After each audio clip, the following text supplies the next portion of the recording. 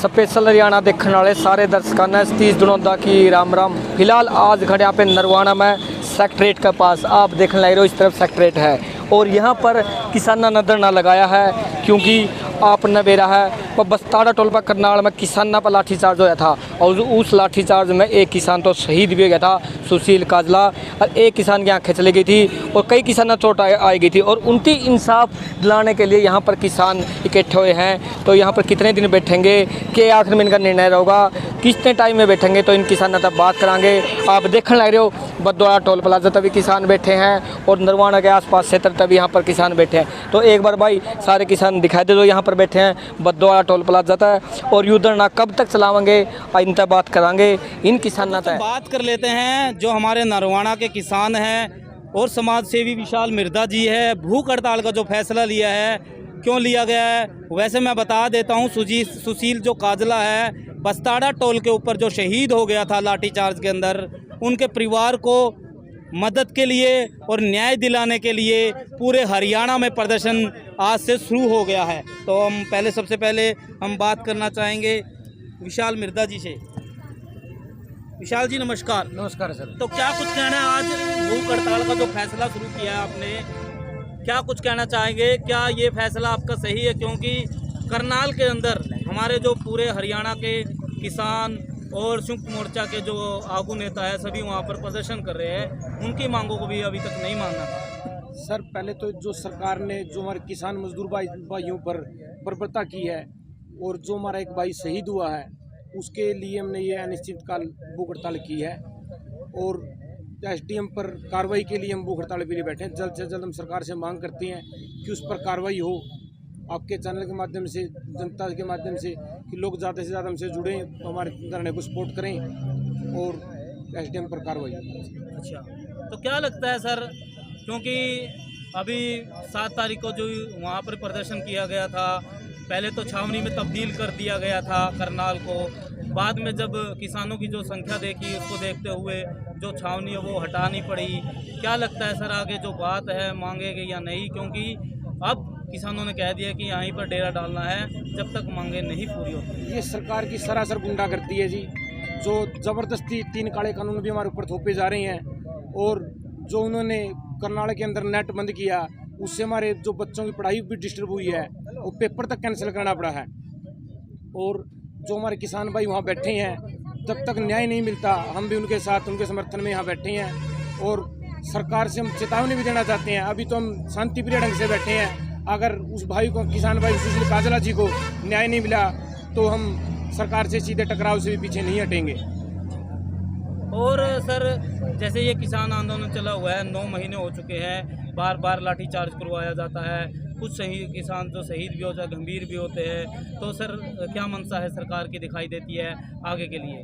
सरकार बर्बरता पे उतराई हुई सरकार बेशरम हो चुकी है बिल्कुल। जो इन्होंने किसान मजदूर पर, निहत्थे किसान भाइयों पर 3-4 बार लाठीचार्ज करवा लिया, पहले हिसार में करवाया और अब उसके बाद करनाल में कराया।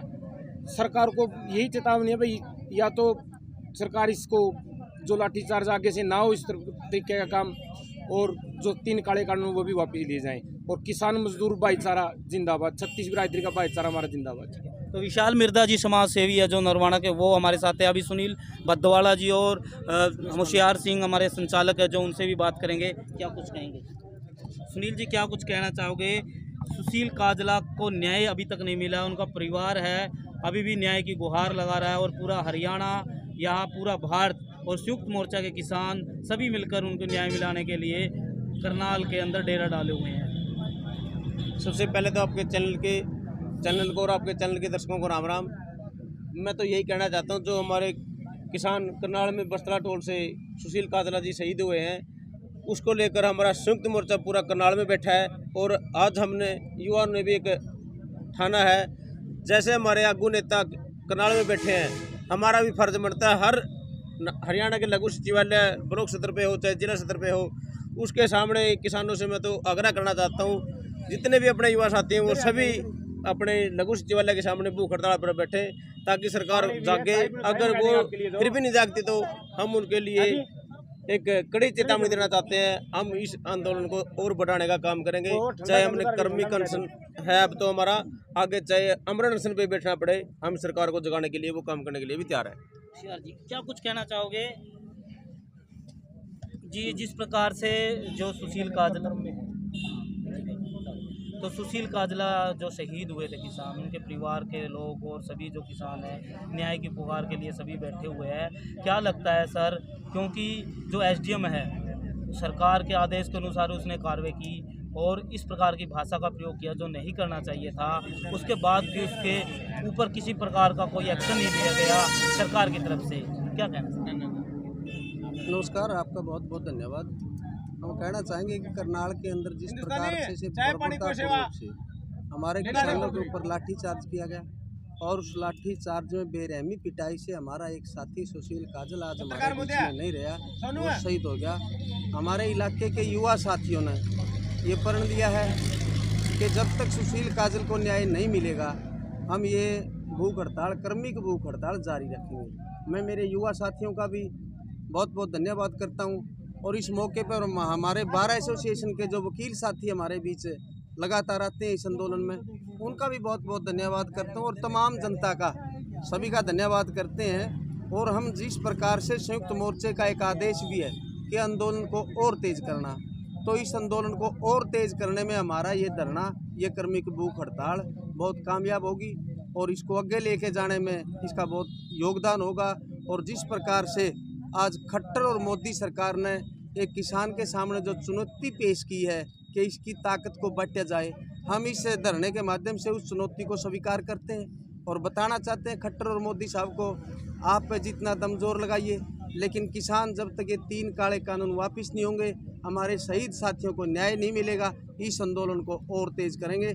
और हम विश्वास करते हैं जिस प्रकार से पिछले 9 महीने में हमारी जनता का आशीर्वाद हमारे साथ रहा, आने वाले समय में भी इस आंदोलन को और तेज करने में इस लोगों की, हमारी जनता का आशीर्वाद हमारे साथ होगा। हम इस लड़ाई को लड़ते रहेंगे और पूर्ण विश्वास है हम जीत के ही हमारे घर लौटेंगे। ठीक है, तो हमारे साथ होशियार सिंह जी है जो बद्दोवाला टोल पर मंच का संचालन करते हैं और यहाँ पर भी, और यहाँ का भी नेतृत्व तो इन्हीं के हाथ में है जो ये भूख हड़ताल पर आज हमारे जो किसान बैठे हुए हैं। तो और भी जो उनसे यहाँ पर वकीलों का भी पूरा सहयोग है किसानों के साथ, और आज जो भूख हड़ताल की गई है इनमें भी इनका पूरा सहयोग है। तो बात कर लेते हैं।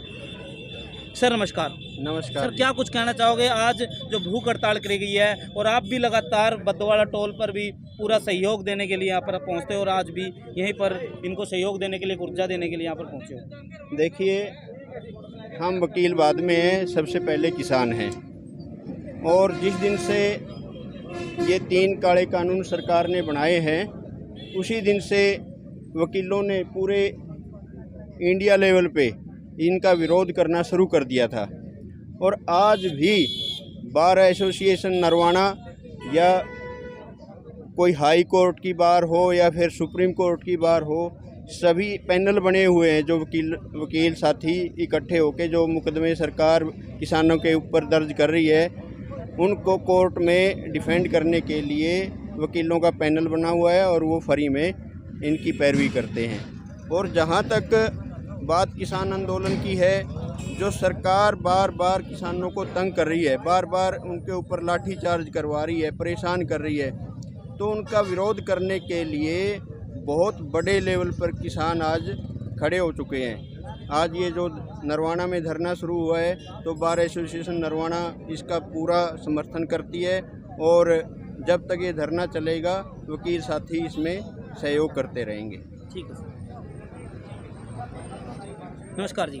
आप एक महिला होने के साथ साथ एक वकील भी है जी, और जो किसान आंदोलन चला हुआ उनमें महिलाओं की जो भागीदारी है वो सबसे महत्वपूर्ण है, ऊर्जा देने का काम करती है। और जो जैसे महापंचायत हुई मुजफ्फरनगर में, वहाँ भी, और करनाल के अंदर भी जो प्रोग्राम हुआ था, जो कार्यक्रम हुआ है, जो प्रदर्शन हुआ है, वहाँ भी महिलाओं की जो भागीदारी है बढ़ चढ़कर सामने आई है जी। और आप क्या कुछ कहना चाहोगे और किस प्रकार का सहयोग यहाँ करना चाहोगे जी? देखो, हमारा पूरा ऑल इंडिया बार एसोसिएशन की तरफ से हम वकीलों का पूरा साथ सहयोग समर्थन इस आंदोलन को है।